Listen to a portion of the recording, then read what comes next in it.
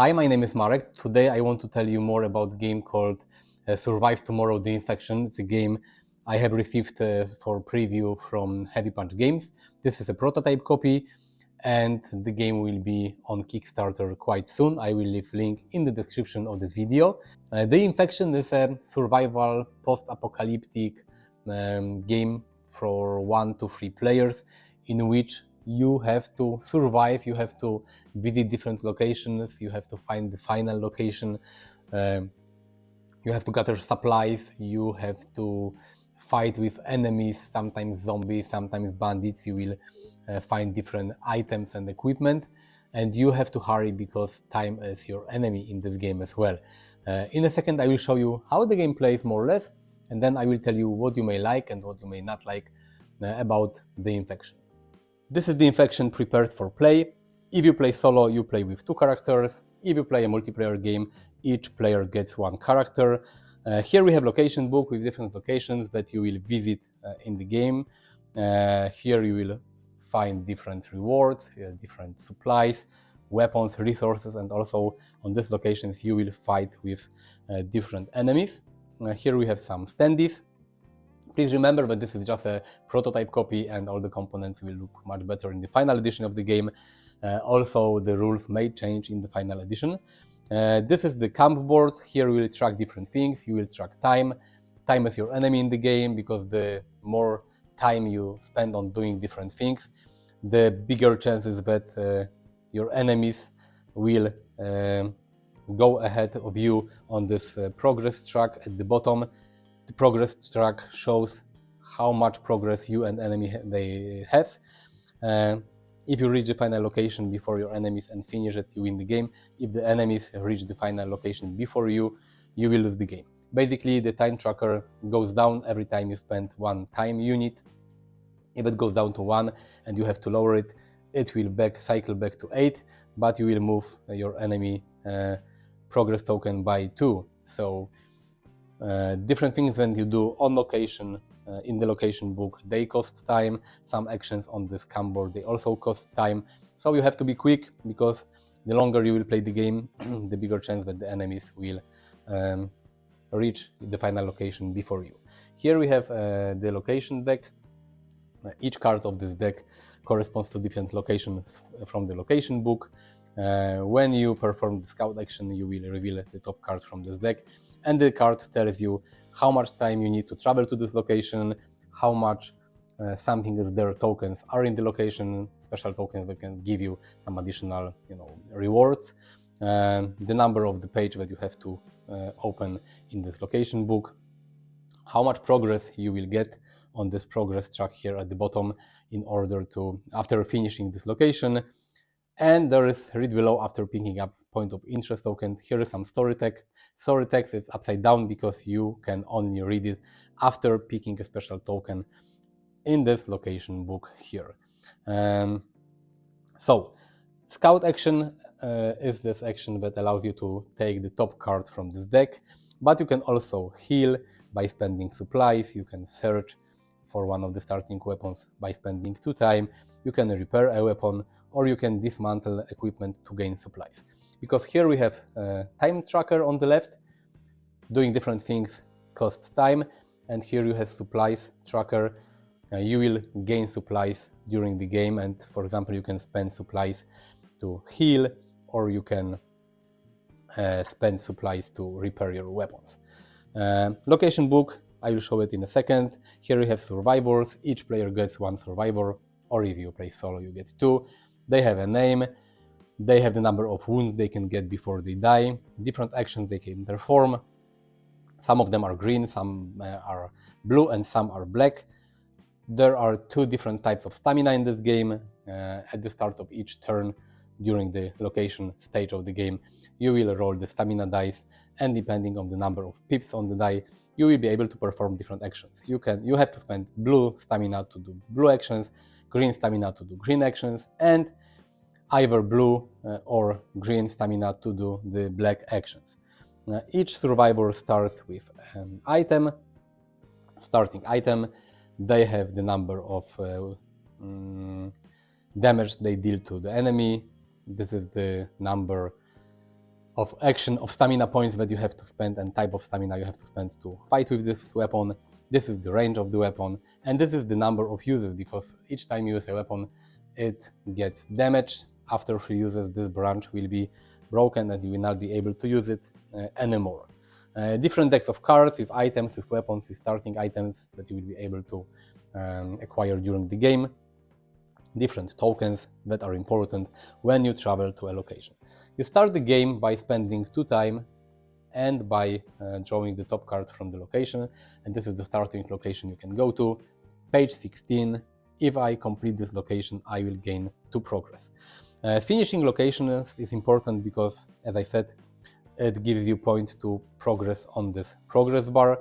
You have to get 15 points to be able to go to the final location, and finishing the final location grants you victory in the game.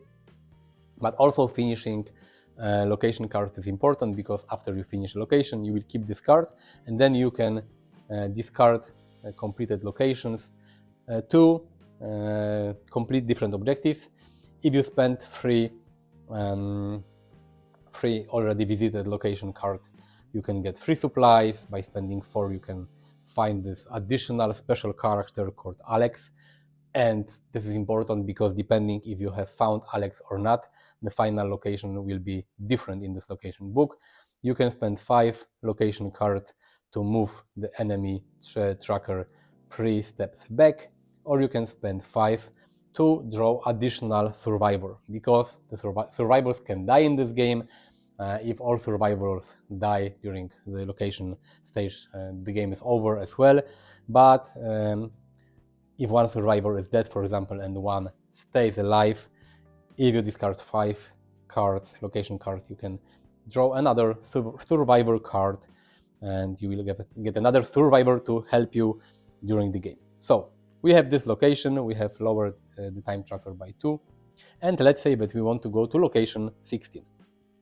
Visiting locations, the location exploration part is the main part of the game, because before and after visiting location you will go back to your camp, where you will be able to repair some used items, or heal, or scout, find new locations where you will be able to travel to. But most part of the game will take place in this location book. Also, I forgot to tell you that below this progress bar here are different icons of weather, either sunny weather or rainy, cloudy weather, and depending on the current weather where you are in, you will have a different setup for a specific location. So let's say that we go here, location 16, we have to find it. Okay, location 16, it's here, and we have rainy weather. So we look at this chart, it tells you that if this is rainy weather you will use this setup, if this is sunny weather you will use this setup. This is some type of text, story text. This is additional bonus that you can get if the weather is sunny. Unlucky for us, we had rainy weather, so we cannot do this objective, but if we had sunny weather, we could defeat Hunter to add a weapon token in its place. And this is the location. Here are different, this is the map where you will move your standees. Here you will fight enemies and complete different things. The red lines here are like walls, you cannot walk through them. The blue lines are doors. Sometimes you have purple lines, this is like barricade, and the white one are open already at the start of the game. This is spawn point.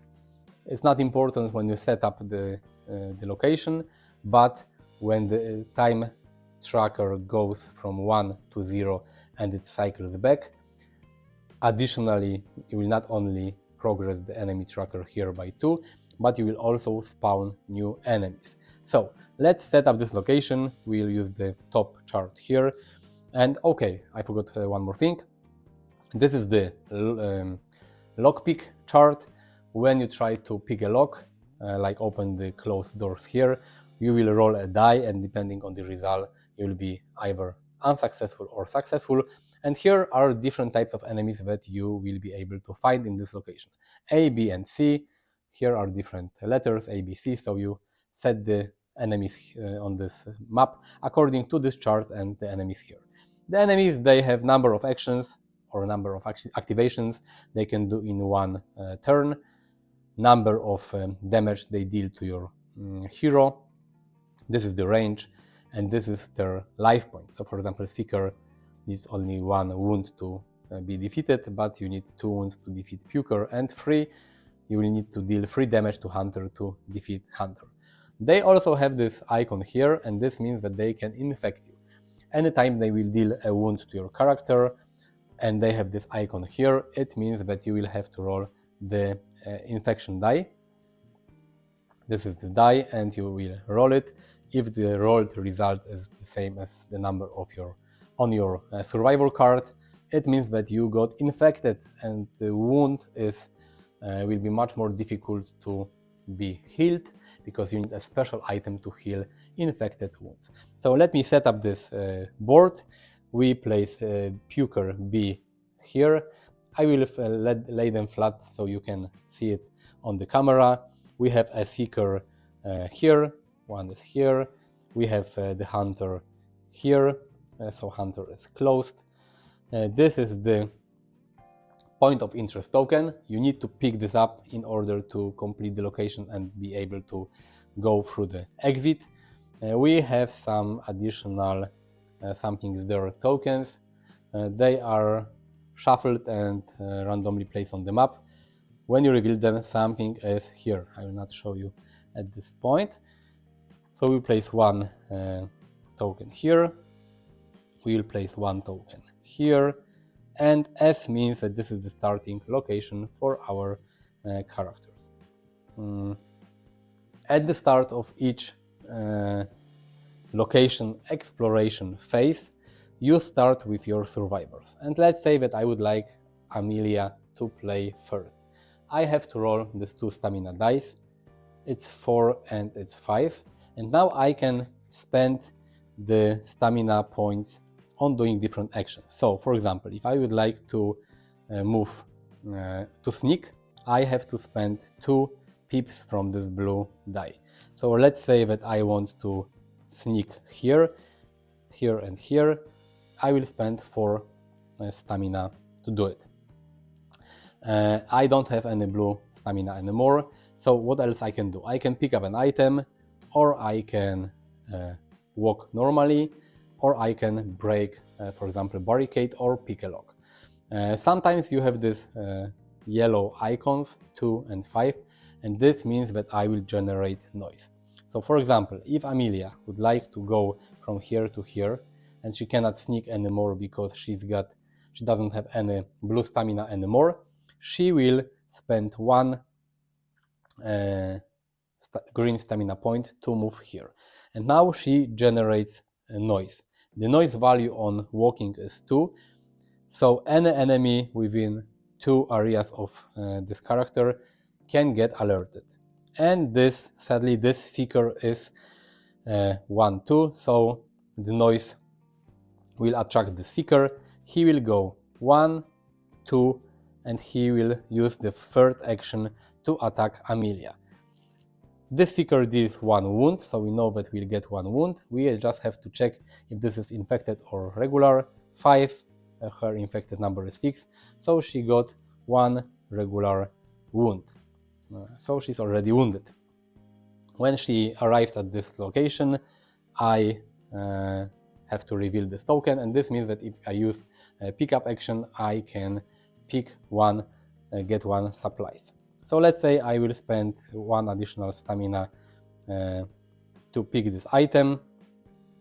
I will get 1 supplies. I will remove this, and now I could attack the enemy. I have a branch. Attacking with branch cost me 1 green stamina, so let's pay 1 green stamina to use this branch to attack the Seeker. The Seeker has only got 1 life point, so it gets removed, but I have used the branch and I put 1 durability token here. It means that I have 2 uses left to attack with this branch. And what else can I do? Now let's say I have 2 points left. I can go 1 and 1. This enemy as in distance 2, so he can walk here, he gets attracted, he's got 2 points, so he will try to move in direction of Amelia. And now I can use the second character, I can use Tariq, I will roll the dice and I will perform his action. When all the characters perform all the actions, I will activate enemies that didn't activate before, because if enemy activates during my turn because I have made noise, this enemy will not activate anymore in his turn, but the puker is already exhausted and he will not activate. Another enemy, the hunter, will also not activate because he's behind these closed doors. During setup I should have also placed these doors tokens here. It means that this is closed area. After all enemies move and after I move, at the end of the turn I have to lower pay 1 time and lower the time tracker by 1. And the new location exploration phase begins. If I want to win the location, I have to pick up the point of interest token, then I will be able to read what's written here. I will get the bonus shown here, and after I pick the point of interest token, all the characters, they have to go to the exit location here. And this is basically how you play location. If you didn't die, you will go back to your camp, you will be able to heal, to repair your weapons, maybe you will be able to complete some objectives, you will scout for new locations, and then you will go to different locations. As I said, you need to get 15 location points, progress points to get here, and then you will have to travel to the final location depending if you found this character, Alex character, or not, and you have to finish the final location in order to win the whole game. When the game ends, you can check your score depending on different things that you accomplished during the game. You will add some points and you can see if you are a prepper, scavenger, veteran, or survivalist. And this is basically how you play the infection. Now you know how to play the infection, so let me tell you what you may like or you may not like about this game. Things that you may like about this game and I like about this game is the post-apocalyptic theme, that is rather serious in this game. This is not like a happy post-apocalyptic game like, I don't know, Zombicide or maybe the Fallout. Yeah, this is rather serious. You have to survive, you have to fight for your life, you have to deal with lack of supplies, lack of weapons, and this is really cool. I like the survival gameplay here, that you need to manage time, you need to manage resources. Sometimes you have to think if it's better to waste more time to repair some weapons or maybe go unarmed to a location, because combat in this game is not the only way to win and to survive. Your basic goal is to complete the location and complete the goal of a location.